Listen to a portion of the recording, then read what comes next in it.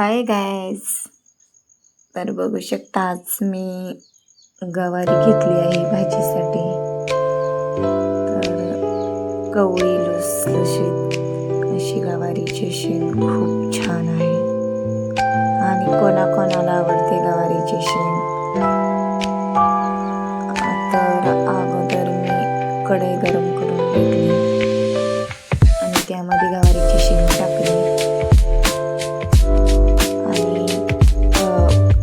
गवारीची शेंग अगोदर मोडून स्वच्छ पाण्याने धुवून घेतली आणि नंतर मग कढई गरम करायला ठेवली आणि कढईमध्ये टाकून अशी परतून घेतली गवारीची शेंग. तर खूप छान होती गवारीची शेंग आणि हिरवीगार लुसलुशीत कवळी कढीपत्ता इकडे एक लसणाचा घेतला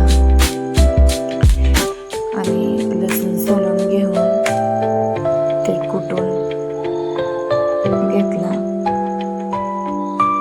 तर इकडं गवारीची शेंग थोडीशी भाजली.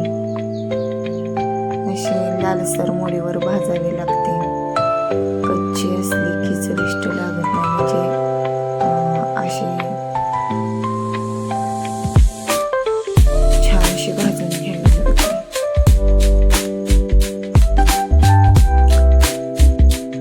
तर अशी खमंग अशी भाजून गवारीची शेंग अगोदर बिना तेलाची भाजायची. म्हणजे तेल टाकून अगोदर मी लगी भाजत नाही. अगोदर अशीच भाजते आणि नंतर तेल टाकून भाजून घेते. तर अशी लालसर मोडीवर गवारीची शेंग भाजून घेतली आहे. आता थोडंसं तेल टाकलं आहे. आपल्याला भाजीसाठी जेवढं लागतं तेवढं टाकायचं तेल. नंतर मी कढीपत्ता आणि लसूण फोडणीसाठी घेतला आहे आणि हळद थोडी, लाल तिखट थोडं. आपल्याला भाजीसाठी जेवढं लागतं तेवढं घ्यायचं आणि नंतर गवारीची शेंग त्यामध्ये टाकायची आणि परतून घ्यायची. म्हणजे शेंगदाण्याचे कूट लवकर टाकायचे नाही, कारण गवारीची शेंग नीट हे होत नाही. परतून झाल्यानंतर मग गवारीची शेंग कूट टाकायचं.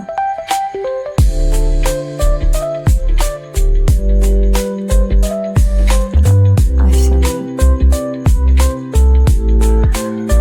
संपूर्ण साहित्य टाकलं आहे. बघू शकता गवारीची शेंग किती छान झाली.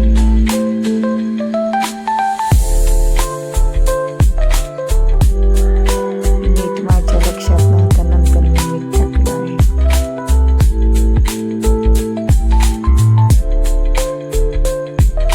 तर बघू शकता किती छान अशी गवारीची शेंग झाली.